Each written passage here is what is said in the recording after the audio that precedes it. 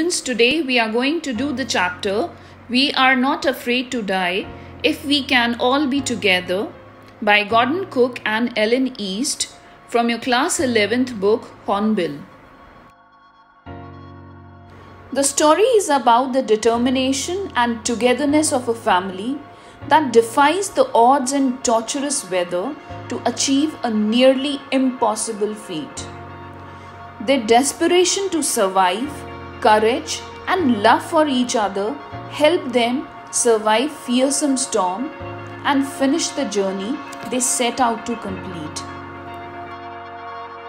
The theme of the story revolves around human nature of knowing and taking on challenges, human instinct for survival, human bravery, grit, courage, unity and determination, element of luck, faith in one's optimism, sharp presence of mind, and qualities of a captain, which proved journey successful even after strong hurdles.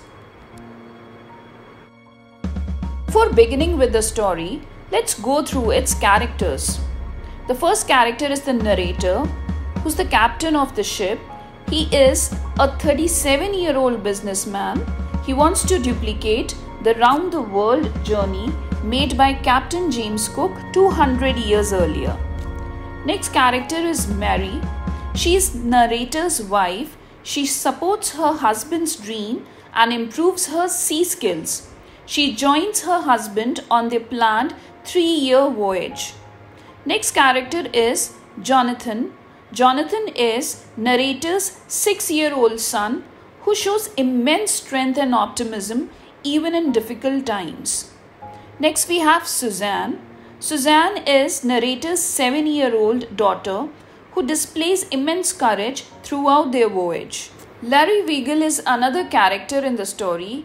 He's an American crewman hired from Cape Town. We also have Herb Siegler, Swiss crewman hired from Cape Town. Both these crewmen were hired to tackle one of the world's roughest seas, that is, the Southern Indian Ocean. Let's go through the story in detail. In July 1976, the narrator, a 37-year-old businessman, his wife Mary, 6-year-old son Jonathan, and 7-year-old daughter Suzanne set sail from Plymouth, England. They wished to go around the world on a long sea journey as Captain James Cook had done 200 years earlier. So this means that they wanted to repeat the journey as Captain James Cook had done. So they wanted to take the similar trip.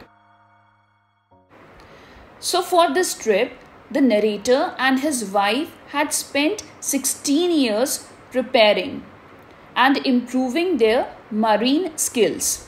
Now, marine skills involves a knowledge on a variety of fields. It could be management, navigation, forecasting, watch keeping, ship handling, operation of deck equipment, cargo pumps, anchors and cables, etc. So this shows that they did a lot of preparation before undertaking this journey.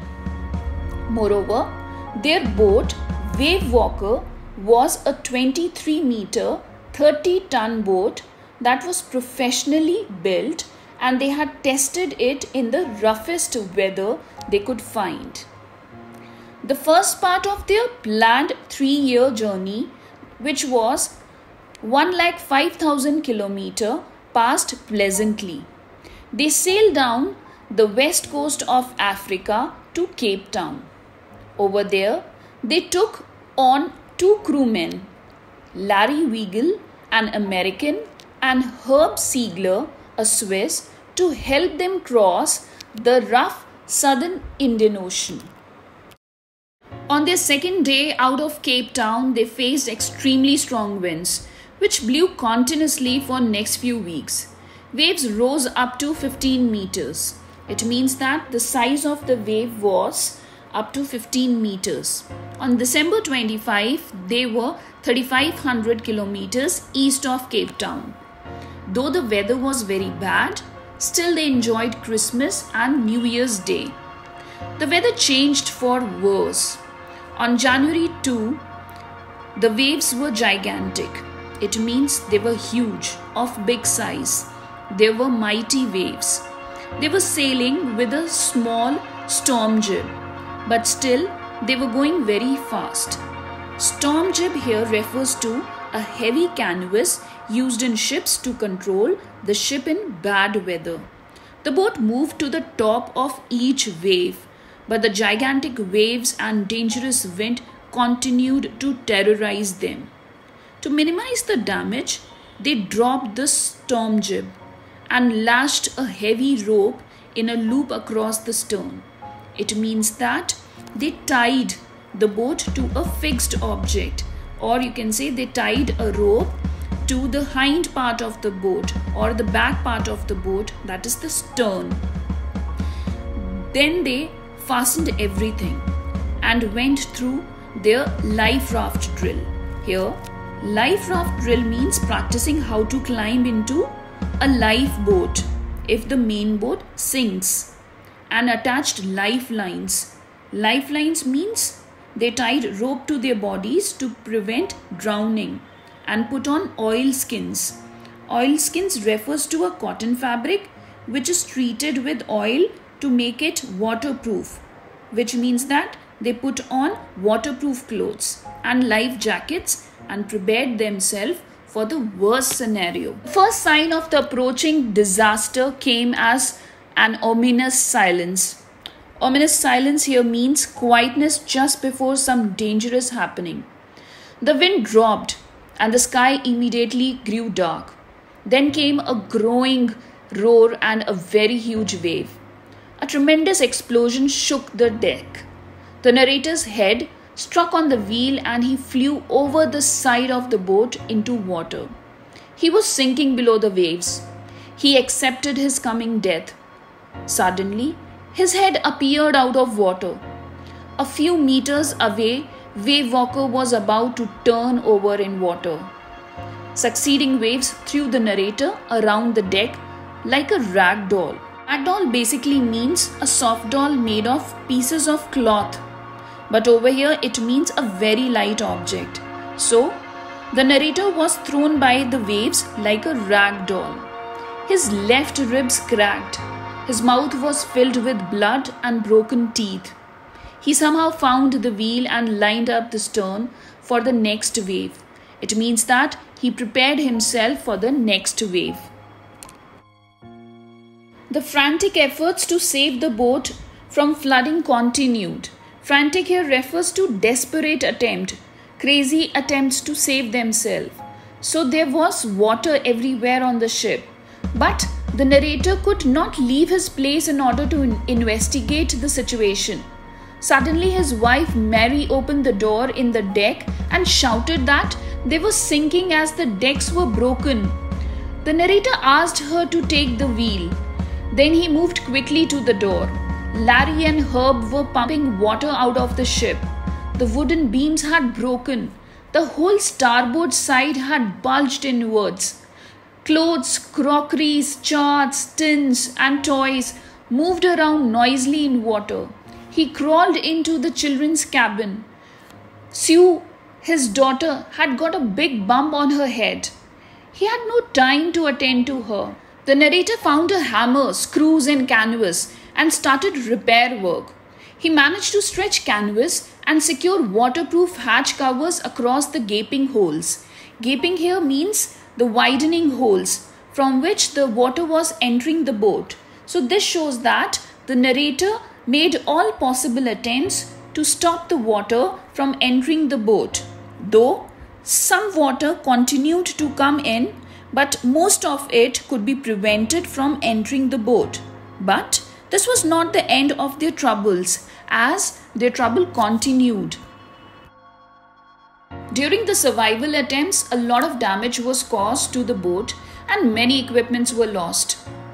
Most of the water was now being deflected over the side, which means that it was moving on the other side. Then came more problems. The hand pump started to block up with debris. Debris here refers to the broken pieces of material which was floating on the boat. So actually this debris was blocking the hand pumps. Moreover, the electric pump had a short circuit and water level rose up dangerously. The narrator found that their 2 spare hand pumps had been pulled away by the currents. Pulled away here means that they were thrown into the water by the waves, and they were thrown along with other equipments like forestay sail, the jib, the dinghies and the anchor. He searched another electric pump, connected it to an out pipe, and water was pumped out throughout the night. They got no replies from their mayday calls. Mayday calls refer to messages sent over the radio during threatening emergency.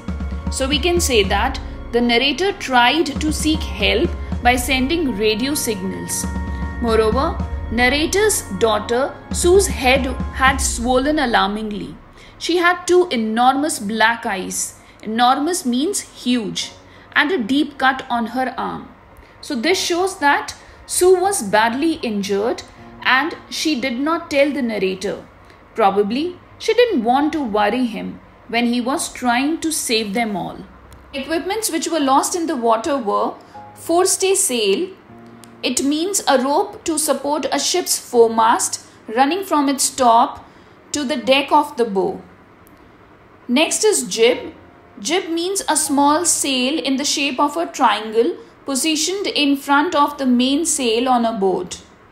Next is dinghies. Dinghies are the small open boats used in case of emergencies. Last is anchor. Anchor is a heavy hooked object that is dropped from a boat into the water at the end of a chain in order to make the boat stay in one place. So along with the electric pump, these were the equipments which were lost in the water during the survival attempt of the narrator and other crewmen. So for better clarity, you can go through the picture.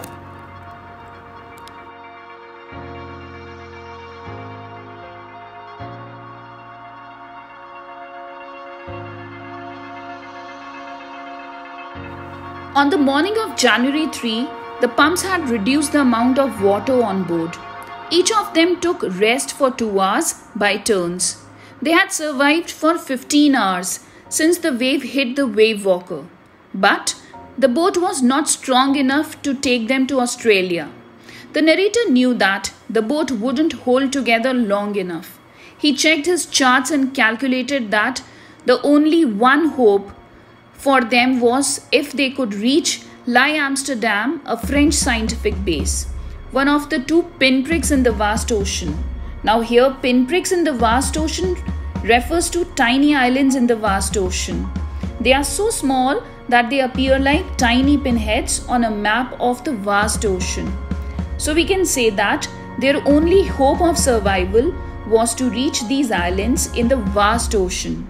And meanwhile, the narrator's wife, Mary, found some corned beef and cracker biscuits, and they ate their first meal in almost 2 days. But their relief was short-lived. The weather again started deteriorating, and by the dawn of 5th January, the situation was again desperate. Seeing the situation, the narrator went to comfort the children.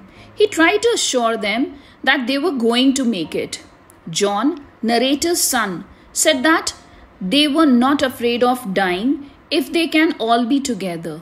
So this shows that narrator's children displayed amazing maturity and resilience in the face of disaster. Moreover, they gave him courage and hope and a reason to fight the sea. The narrator tried his best to protect the weakened starboard side of the boat. However, late in the evening, as more water came into the boat, they felt defeated again. But on January 6, the weather improved. The narrator again tried to calculate their position. While narrator was at work, his daughter Sue came to him and gave him a card. She had drawn caricatures of Mary and the narrator. And the card said that she loved them both and hoped for the best. The narrator was filled with optimism. Somehow they had to make it. Jonathan's fearlessness and Sue's optimism filled the narrator with determination and courage to fight the sea. The narrator made several calculations using a spare compass, made some adjustments and asked Larry to steer a course of 180 degrees. He said that if they were lucky, they would see the island at about 5 p.m. But dejected with the attempts, he went down to his bunk and fell asleep. It was about 6 p.m. when he woke up. He thought that they must have missed the island. Just then, John and Sue came to him and gave him a hug because he was the best daddy in the world. The narrator was confused. Sue announced that the island was just in front of them. He rushed out to the deck and saw the most beautiful island in the world. It was Lie Amsterdam, a piece of volcanic rock with little vegetation. When his feet touched the land the next day, he thought of the cheerfulness and optimism of all the people on the boat, which made them pass through the worst stress. Over here, the narrator calls Lie Amsterdam as one of the most beautiful islands in the world. It was because this island was the only hope of survival for the voyagers. And so, when they reached there, it looked the most beautiful island in the world to the narrator. He was successful in saving his family and crewmen by reaching it. He had won the fight for survival. If they had not reached the island, they surely would have sunk. In conclusion, we can say that the people on the boat reacted to the danger with a fighting spirit and optimism. Their undaunted efforts helped them to survive the disaster. On the other hand, children showed amazing maturity and resilience in the face of disaster. They remained strong and composed. Despite serious injuries, both the children displayed courage and patience. So, we can say that adopting a courageous attitude in times of difficulties motivates one to face the upheavals of life courageously. And it is rightly said, cowards die many times before their death. The valiant face death only once, and when the valiant do die, they die a hero's death. So, the story inspires us to maintain our calm in a crisis. Stress and panic only worsen the situation.